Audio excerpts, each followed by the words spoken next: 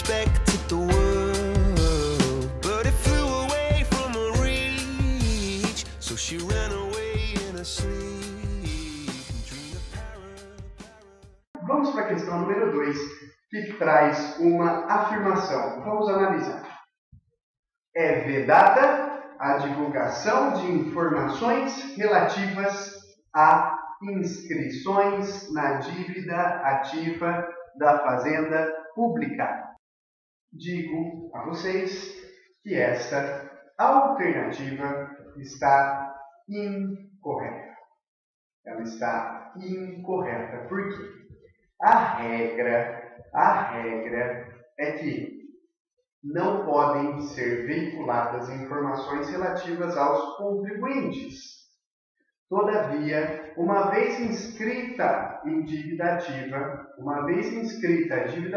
determinado crédito tributário, ele passa a ser exceção, ou seja, que era vedada a publicação, protegido pelo sigilo fiscal, agora passa a ser permitido. Então, inscrito em dívida ativa, pode ser divulgadas informações da inscrição na dívida ativa da Fazenda Pública, isso por expressa previsão constante do Código Tributário Nacional. O artigo 198 do Código Tributário Nacional diz o seguinte, meus pupilos: sem prejuízo do disposto na legislação criminal, é vedada a divulgação por parte da Fazenda Pública ou de seus servidores de informação obtida em razão de ofício sobre a situação econômica ou financeira do sujeito passivo ou de terceiros e sobre a natureza e o estado de seus negócios ou atividades. Todavia, o parágrafo 3º nos diz: não é vedada a divulgação de informações relativas a inciso 2, inscrições na dívida ativa da Fazenda Pública. Portanto, o artigo 198, parágrafo 3º, inciso 2, diz que não é vedada a divulgação de informações relativas à inscrição na dívida ativa da Fazenda Pública. 2, portanto, é uma afirmação incorreta. Percebam que é exceção. A regra é que não se pode divulgar, a Fazenda Pública ou seus servidores não pode divulgar informações obtidas em razão do trabalho da Fazenda Pública ou do trabalho daqueles servidores. Todavia, existem algumas exceções que estão lá no parágrafo 3º do artigo 198. Uma delas são as informações relativas à inscrição à dívida ativa da Fazenda Pública. Vamos adiante. Mais uma questão de verdadeiro ou falso, mais uma questão de certo ou errado. Constitui dívida ativa tributária a proveniente de crédito dessa natureza, regularmente inscrita na repartição administrativa competente, depois de esgotado o prazo fixado para pagamento pela lei ou por decisão final proferida em processo regular, ressaltando que a fluência de juros de mora exclui, para os efeitos deste artigo, a liquidez do crédito tributário. Está também incorreta, porque não exclui a liquidez do crédito tributário. O artigo 201 do Código Tributário Nacional nos diz exatamente o contrário.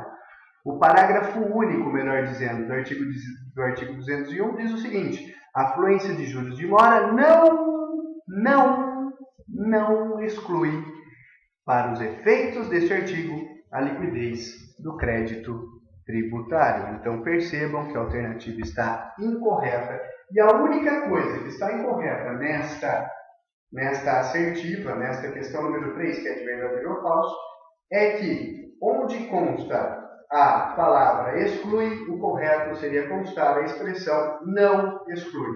Está tudo ok, menos na parte em que diz que a fluência de juros de mora exclui a liquidez do crédito, quando na verdade a fluência de juros de mora não exclui a liquidez do crédito tributário.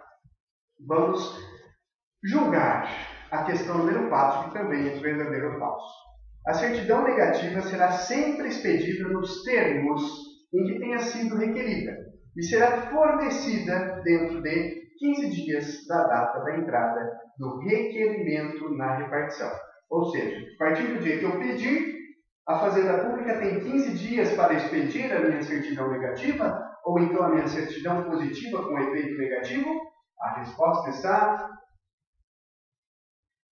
Ou melhor, a questão está incorreta, porque o prazo não é de 15 dias. A certidão negativa será expedida dentro do prazo de 10 dias. 10 dias. Parágrafo único do artigo 205 do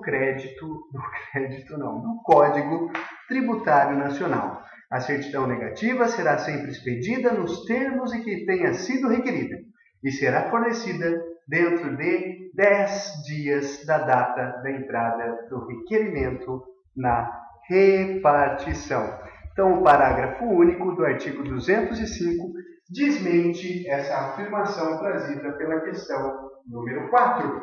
O prazo não é de 15 dias, o prazo é sim de 10 dias. Estudem, por favor, pupilos, artigo 205 e seguintes do Código Tributário Nacional, na parte que fala de certidão. Das certidões das espécies, quando que será expedida uma certidão positiva, mas os efeitos dessa certidão positiva são negativos. Tá? Não deixem de estudar. Tá aí uma dica de estudo. Questão número 5. Questão número 5 também para responder em verdadeiro ou falso. Na camiseta da UP. Só UPS. Cachorrinho aqui, ó. Não sei se dá para vocês perceberem. Mas vamos lá. Questão número 5. Tem os mesmos efeitos a certidão de que conste a existência de créditos não vencidos em curso de cobrança executiva em que tenha sido efetivada a penhora ou cuja exigibilidade esteja suspensa. Ou seja, tem os mesmos efeitos a certidão.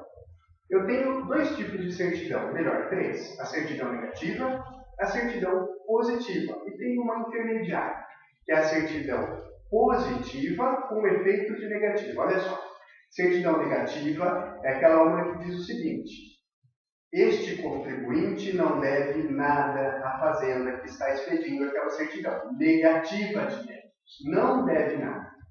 Existe a positiva, positiva de débitos. Este contribuinte que pediu a certidão, sim, deve para a Fazenda Pública. E eu tenho uma intermediária, ou seja, é uma positiva porque, sim, existem débitos, mas os efeitos dessa certidão são de negativa. E quando que eu tenho uma positiva com os efeitos de negativa? Ou seja, quando existem, sim, débitos tributários, ou melhor, créditos em nome da Fazenda Pública, só que ainda não venceu, créditos não vencidos.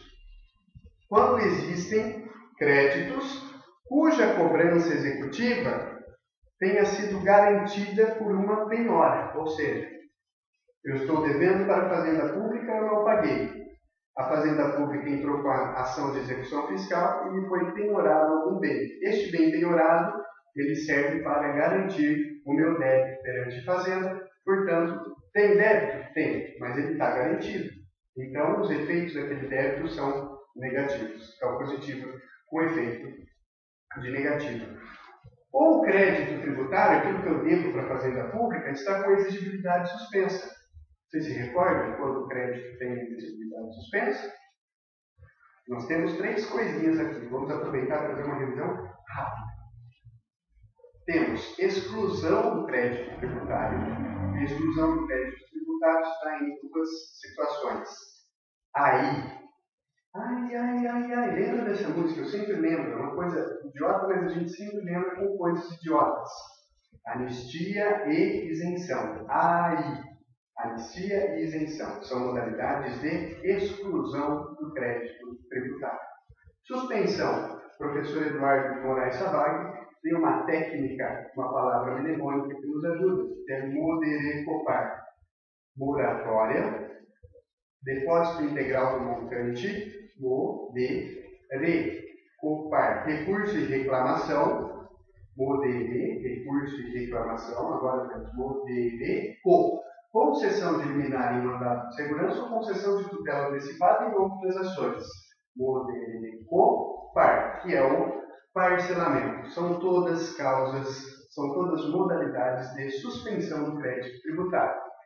Ocorrendo alguma dessas causas de suspensão, o crédito tributário estará suspenso e, portanto, sairá uma certidão positiva com efeito de negativa.